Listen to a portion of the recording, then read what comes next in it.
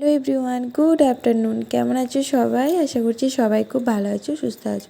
তো আজকে আবার বেরিয়ে পড়েছি, সামনে কাকুর বিয়ে। তো পার্লার খেজুরাটিতে ভালো পার্লার নেই, তো খণ্ডঘোষে এসেছি। ওরাও বাড়ি যাবে, দেবাশিস মা বাড়ি যাবে।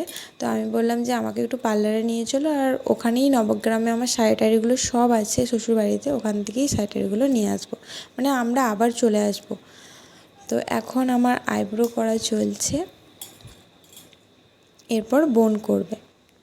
ফাইনালি আমার আইব্রো করা হয়ে গেছে, এখন আমি বসে আছি, বোনের জন্য ওয়েট করছি।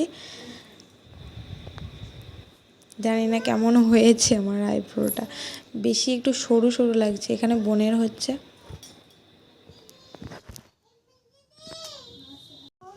এখানে মামা তার ঠাম্মার সাথে খেলা করছে, আর তার পাপা বাইরে বসে আছে।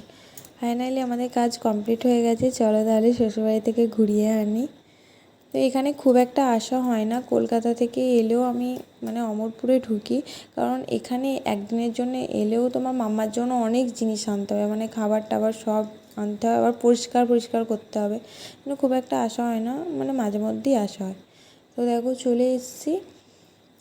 এখানে 3টে রুম আছে, একটা ছোটদি ভাই থাকে, বড়দি ভাই বাইরে অন্য জায়গায় বাড়ি করেছে, কিন্তু একটা রুম আছে, আর একটা কেউ এলে থাকে। এখন যাচ্ছি ওপরে, আমার রুমটা হচ্ছে ওপরে। ওপরেও 3টে রুম, একটাতে ঠাকুর ঘর, একটা ছোটদি ভাইয়ের ঘর, একটা আমার রুম। এটা আমার রুম, আর সাইডেরটা হচ্ছে ছোটদি ভাইয়ের রুম।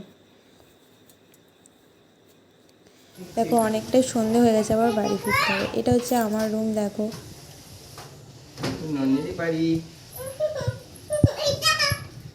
কবে যে আমি অনেক দিন আগে এসেছিলাম। এটা হচ্ছে আমার আলমারি, এখানেই শাড়ি টাড়ি আছে। শাড়ি টাড়িও তো পরা হয় না, মানে কেনাও খুব একটা হয় না।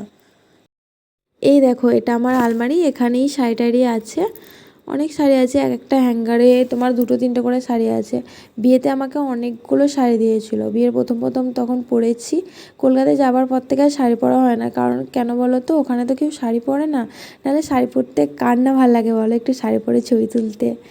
ফাইনালি কাকুর বিয়েটা পেয়েছি, কাকু ইনভাইট করেছি সব ভাইজিদের। তো চলো দেখি কেমন সাজি না সাজি। তো আমার তো খুব আনন্দ হচ্ছে, একটু শাড়ি পরতে পারবো। কারণ কি বলো তো, আমার বিয়ের পর থেকে না খুব একটা আমি সাজতে পারিনি, মানে সবাইকার ছোট্ট ছেলের সাথে আমার বিয়ে হয়েছে, একটু সাজবো গুজবো সেরকম কোনো বিয়ে ঘর আমি শ্বশুরবাড়িতে পাইনি। একটু শাড়ি পরে ছবি তুলবো, শাড়ি পরবো। তো একদম মানে দাদার ছেলে আছে, একদম ছোট্ট, তার কখন বিয়ে হবে, আমি তখন বুড়ো হয়ে যাব। তো সেটাই ভাবছিলাম কি শাড়ি পরি, কীটা মানে কোন শাড়িটা পরলে ভালো লাগবে। মেয়েদের তো মানে তোমার একই অবস্থা, সব মেয়েদের একই অবস্থা। শাড়ি থাকলেও মনে হয় না এটা আমাকে ভালো লাগবে না, এটা আমাকে ভালো লাগবে না। তো আমারও সেই খুঁজছিলাম, শাড়ি থাকতেও মনে হচ্ছিল না ভালো লাগবে না, ভালো লাগবে। অবশেষে আমার ব্যাগ গোছানো হলো, কয়েকটা শাড়ি নিয়েছি, বাড়ি গিয়ে তোমাদের সাথে শেয়ার করব। মানে বিয়েতেই তোমরা দেখতে পাবে কি শাড়ি পরছি না পরছি, কেমন লাগছে। এদিকে মাম্মা তার দাদার সাথে খেলা করছে, বাবার সাথে খেলা করছে। এটা হচ্ছে আমার ছোটদার ছেলে। তো চলো বাড়ি যাই। এখন চলে এসেছি বাড়ি, বাড়ি বলতে আমার বাপের বাড়িতে। কাকুর বিয়ে আছে, তো নিয়ে এসেছি ফুচকা। বর ফুচকা খেতে ভালোবাসি বলে অনেক ফুচকা নিয়ে এসছে, ফুচকা খাবো। তো আজকে ভিডিওটা এখানেই এন্ড করছি। কেমন লাগলো কমেন্ট করে জানিও। খুব ছোট্ট ভিডিও, ভালো লাগলে পেজটিকে ফলো করে দিও, আর ইউটিউব থেকে দেখলে তোমার ইউটিউবটি সাবস্ক্রাইব করে দিও। তো সবাই ভালো থেকো, সুস্থ থেকো, টাটা।